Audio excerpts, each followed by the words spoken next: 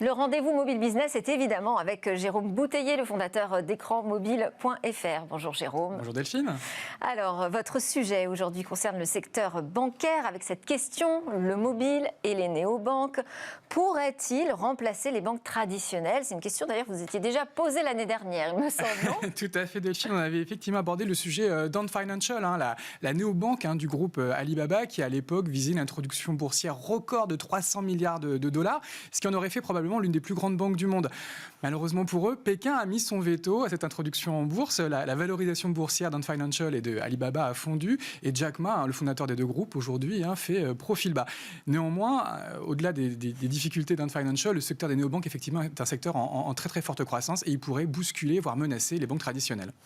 Alors quels sont les derniers chiffres justement? Alors il y a une étude qui a été publiée il y a quelques jours par App Annie, qui est un spécialiste de l'univers applicatif et qui nous explique que le monde des téléchargements d'applications financières connaît de très très gros volumes de téléchargements. On parle de 1,47 milliard sur les derniers mois pour l'ensemble des applications financières et 264 millions pour les seules néobanques. Alors c'est des volumes de téléchargement qui représentent moins de 1% du global, mais ce qui est intéressant, c'est les tendances avec des très forts taux de croissance supérieurs au marché.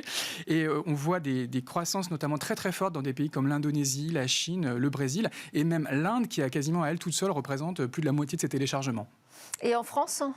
Alors, il y a des chiffres pour la France. Alors, en termes d'usage, les grandes banques traditionnelles françaises continuent de dominer les classements. Le Crédit Agricole, la Caisse d'Épargne ou encore la Banque Postale sont dans le trio de tête. Pas de révolution pour l'instant. Pour l'instant, mais juste derrière, justement, on commence à voir arriver des entreprises comme PayPal qui sont par contre numéro 1 en téléchargement. Donc, juste en seconde position sur les usages, mais déjà en première position sur les téléchargements. Donc, on peut anticiper à court terme un changement. Et puis, juste derrière Lydia, il y a aussi juste derrière PayPal, il y a aussi Tricont, Lydia ou encore Paylib, qui elles sont devant les banques traditionnelles. Donc c'est en train de changer.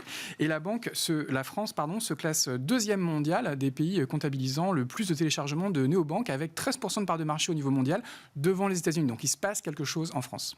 Et alors comment vous expliquez, vous, ce succès des néobanques? Alors il y a trois grandes explications. La première, c'est le coût. Les néobanques ont de petites équipes, n'ont plus d'agences, et donc elles sont capables d'être très compétitives, gratuites pour le grand public, et avec des frais en général très faibles pour les professionnels.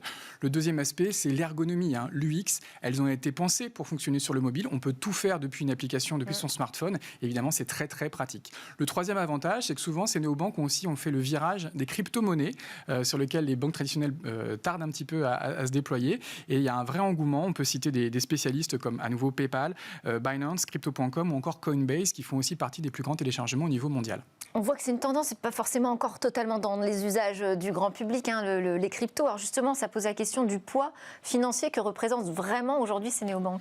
Alors il a littéralement explosé ces dernières années. Je vais vous donner quelques chiffres. N26, par exemple, les Allemands pèsent à peu près 9 milliards de dollars. Les Américains de Chime, 25 milliards de dollars. Les Anglais de Revolut, environ 33 milliards de dollars. Et les Brésiliens de Nubank, 55 milliards de dollars. On parlait d'Ant Financial en introduction, leur valorisation a fondu, mais elle est encore de l'ordre de 150 milliards de dollars, ce qui la met quasiment au même niveau que des poids lourds de Wall Street comme Goldman Sachs ou Morgan Stanley, et 2 fois plus que le groupe français BNP Paribas. Et donc on est clairement aujourd'hui dans un changement d'échelle. Alors les géants bancaires mondiaux restent des groupes comme le chinois ICBC ou l'américain JP Morgan, avec des valorisations entre 300 et 400 milliards de dollars, mais plus rien n'interdit les néobanques désormais de rattraper ces grands groupes. Et d'ailleurs on voit aussi les GAFA dont les valorisations sont encore supérieures, à s'intéresser à ce segment en investissant beaucoup dans le paiement, beaucoup dans la finance. On rappelle pour terminer que la finance, c'est à peu près 15% de l'économie mondiale. Merci beaucoup pour cet éclairage. Alors, on enchaîne avec les autres news du monde mobile et Ericsson qui rachète Vonage. Oui, on connaît Ericsson pour ses équipements, notamment la 5G, et ils font un virage dans le marketing. Ils ont fait un chèque de plus de 6 milliards de dollars pour s'offrir l'américain Vonage. Alors, on connaît peu cette entreprise. C'est un acteur de ce qu'on appelle le CPaaS, Communication Platform as a Service. En gros, ça consiste à relier le système d'information des entreprises avec les mobiles des consommateurs au travers de SMS, de messagerie mobile mobile, de voix ou de vidéo. Et ce segment du CPaaS, Vonage est donc le numéro 2 mondial, derrière l'américain Twilio, numéro 1 mondial. Et il y a aussi beaucoup d'acteurs en Europe qui sont sur cette thématique. On peut citer CM.com aux Pays-Bas, Fobip en Croatie, Link Mobility en Norvège ou encore Sinch, qui est également suédois comme Ericsson. Mais apparemment, les deux entreprises n'ont pas décidé de travailler ensemble. Tout un univers à découvrir. On enchaîne avec le premier anniversaire de la 5G. Oui, bon anniversaire la 5G. Le lancement a eu lieu il y a pile un an. C'était SFR qui allumait la première antenne 5G à Nice. Et depuis, ça s'est bien accéléré. Selon la NFR, on a 30 000 antennes qui sont aujourd'hui autorisées en France. 20 000 sont déjà actives avec une couverture du territoire de l'ordre de 60 à 70%. Par contre, en termes d'abonnements, j'ai malheureusement pas de chiffres, mais on estime qu'environ un quart des nouveaux abonnés d'Orange, Bouygues ou SFR optent pour la 5G. Pour l'instant, les offres low cost, BNU, Soch ou Red, ne proposent pas massivement la 5G. Le seul à le faire, c'est Free, avec, on le sait, un forfait 5G qui est légèrement en deçà en termes de performance. Donc ça devrait, on l'espère, accélérer dans les prochaines semaines. On va en parler d'ailleurs dans le débrief de la qualité des services mobiles et de la 5G.